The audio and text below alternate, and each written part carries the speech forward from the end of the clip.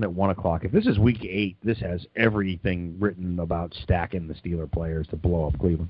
But, okay, so Roethlisberger comes out, and you're going to have a sneaky, cheap quarterback playing Landry Jones, who I think is a great play. I think the guy's a pretty good player. He's going to move the ball against Cleveland. He's going to play a little bit. He's going to score some points. But what he's going to do is none of that with Antonio Brown or Le'Veon Bell. If you're pulling your quarterback, you're pulling your star wide receiver, and you're pulling your star running back too. Now, as far as quarterback play goes, I don't want to sidetrack us and get us off the tempo here, but let's get to that running back play because I know Pittsburgh has some things that entice you a little bit. But staying with the quarterbacks, you like Rodgers, you like Stafford. How do you feel about Kirk Cousins? Not so much. Only because it's a tough matchup.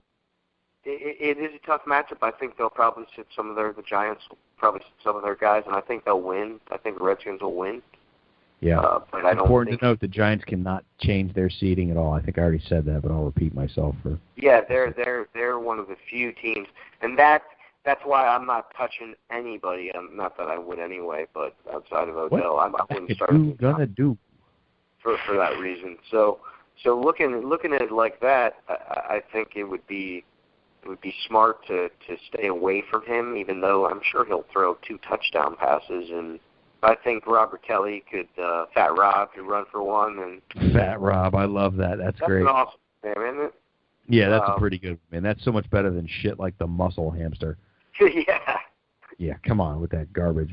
Fat Rob is just where it's at. That's pretty serious. You know you're in the huddle and somebody hits you on the helmet. Good run, Fat Rob. I like it. Like, yeah, man. It's like, you owe me a cheeseburger, bitch. Yeah, nobody's going to say, hey, nice job, muscle hamster. Nobody's ever going to do that. Ever. I spent time in locker rooms. You know, I also like to possibly Russell Wilson because Seattle needs to win. They made the playoffs, but I believe they obviously can secure home field at least throughout to a degree. I think if Seattle would be able to do that with an Atlanta loss. That's what I was saying. Yeah, so Seattle will be able to secure home field with an Atlanta loss. Now, it's important to note, too, you got to look at the times of these games. Game time, game scheduling changes things a little bit as well, because if somebody might know by 4 o'clock what their day is going to look like, then the head coaches may make decisions. You follow? Yeah, yeah. If you're playing at 4:30 and the team you needed to loses, then it doesn't matter what you do. You're gonna probably go to the second team. You're going to stay healthy and get out of there healthy. Yeah, that makes sense. Yeah, they're going to watch the clock. You're going to have a lot of scoreboard watching this weekend, I think. But there's just so much going on. It's just in years past, it's been pretty cut and dried by week 17, and me and Peeps talked about it last night too. It's great that the NFL is setting you up with these division games in week 17. It's one of the better things that they've done over the last few years. Oh, changing the times and one. Yeah, because I want to just point out that both the New Orleans, Atlanta, and the Seattle, San Francisco games both start at 4:25, so you don't even have to worry about the motivation for Seattle being diminished by an Atlanta loss or win. Sure. There's a lot. There's just a lot that can happen, a lot that can go right, a lot that can go wrong for a couple of teams. But to the quarterbacks, man, I think Aaron Rodgers is probably the best bet. He made us really he made us lick white dog turds last week, man. I can't believe we missed. That was a ridiculous display he did. Yeah, I was watching that, and I did have him in one contest, and I was going but in that contest I didn't have anything else that was helpful. Well, they pulled Brady in the third quarter, didn't they? They did, and I was afraid they would do that. I had mentioned it on the Pick'em show. I think I had mentioned it on the Daily Fantasy as well, but I had that concern that Brady was probably your best pick for the week, but there's a pretty good chance they're going to blow the Jets out, and he's going to come out of that game in the third quarter. I wish Derek Carr would have come out of the game in the third quarter. Yeah, shit. Yeah, but you can wish in one hand, shit in the other, and see which one fills up first.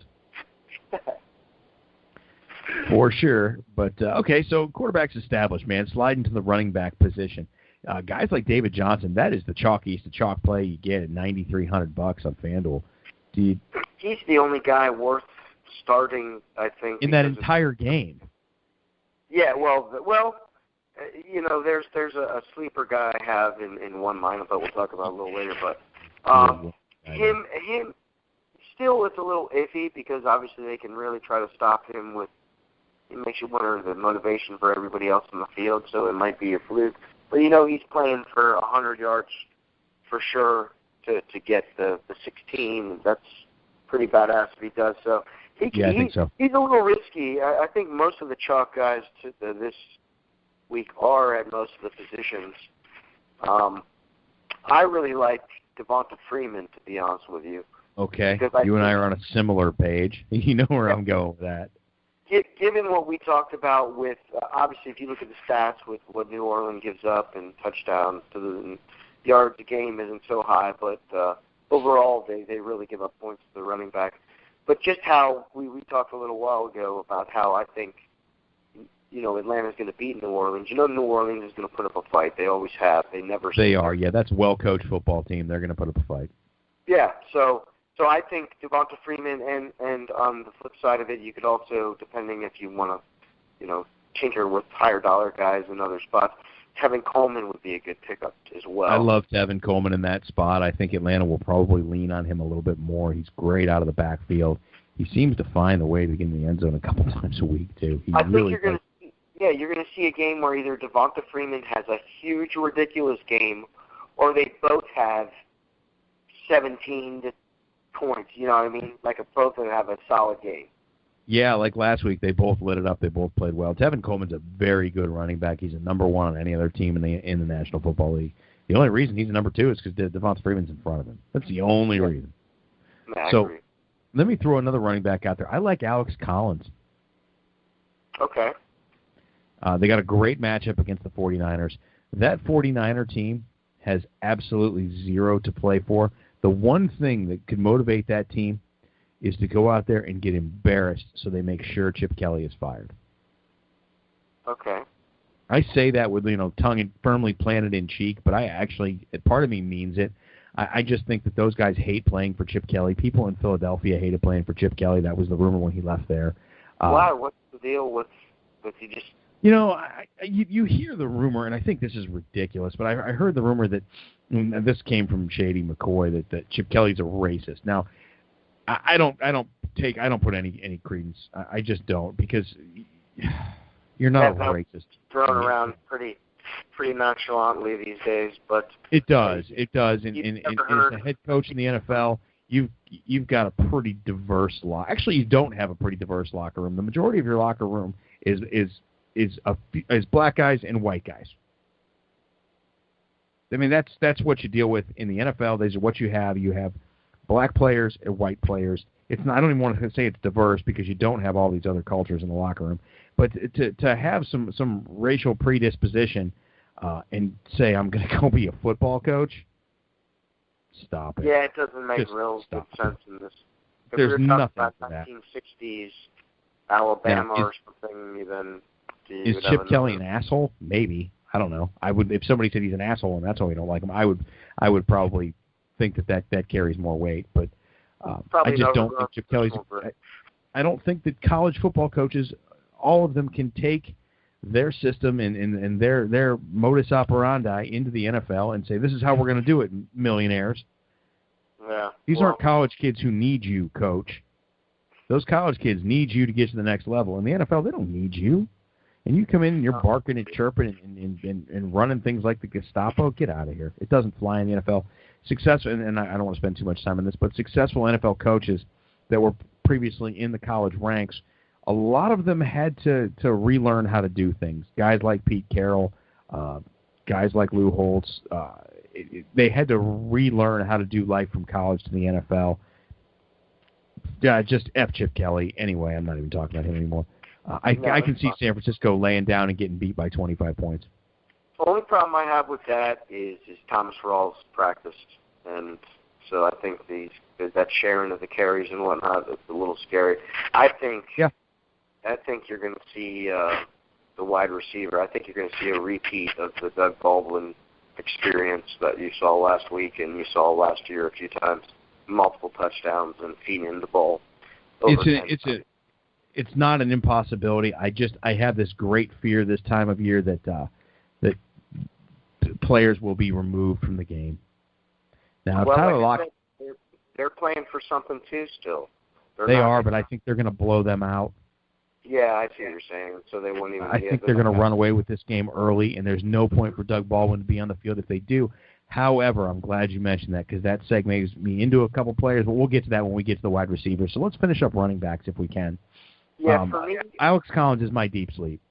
Okay, yeah, that's a pretty deep one. But again, I could see it happening if he gets his carries. But splitting carries with Thomas Rawls, I'm going to stay away from that one. But what I like, we obviously talked about both Devonta Freeman and Tevin Coleman. I obviously wouldn't start them in the same lineup.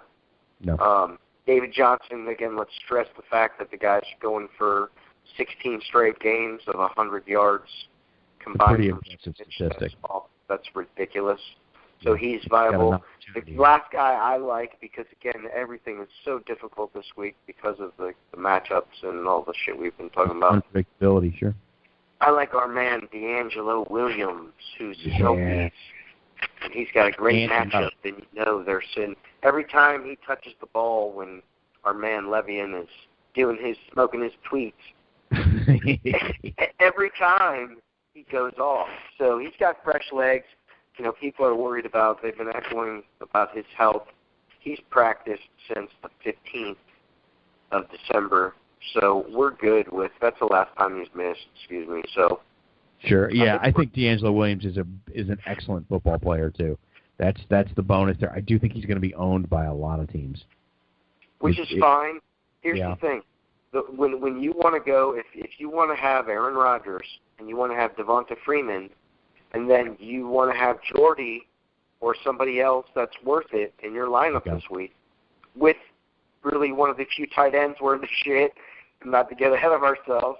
You're going to have to. This is the perfect fit. This is one of those weeks that, again, if we were playing the 4 o'clock 3-game choice, it would be tough to.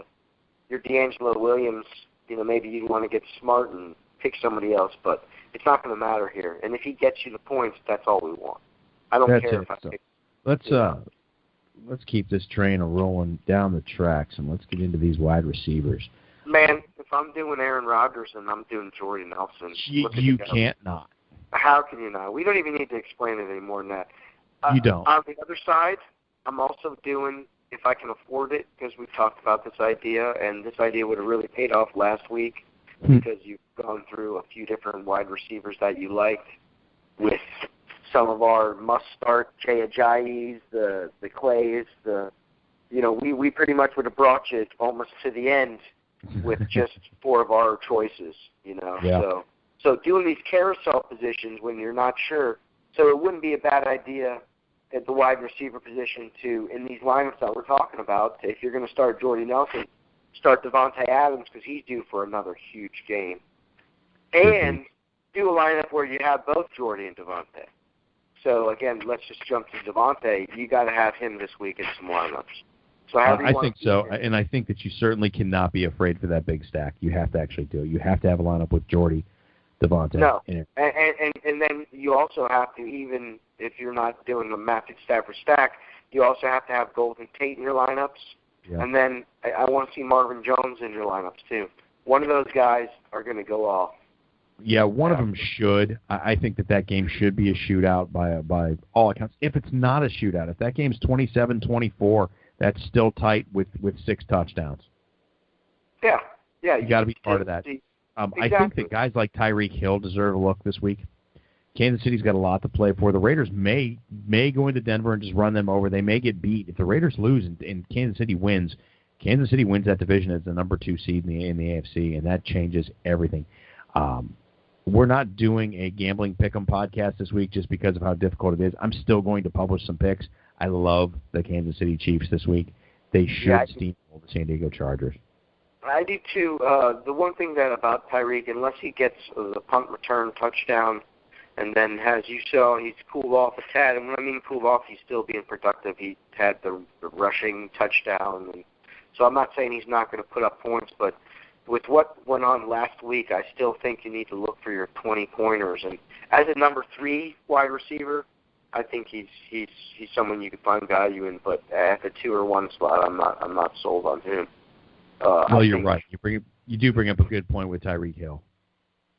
That he's all or nothing. Yeah, he is. And you telling me about San Diego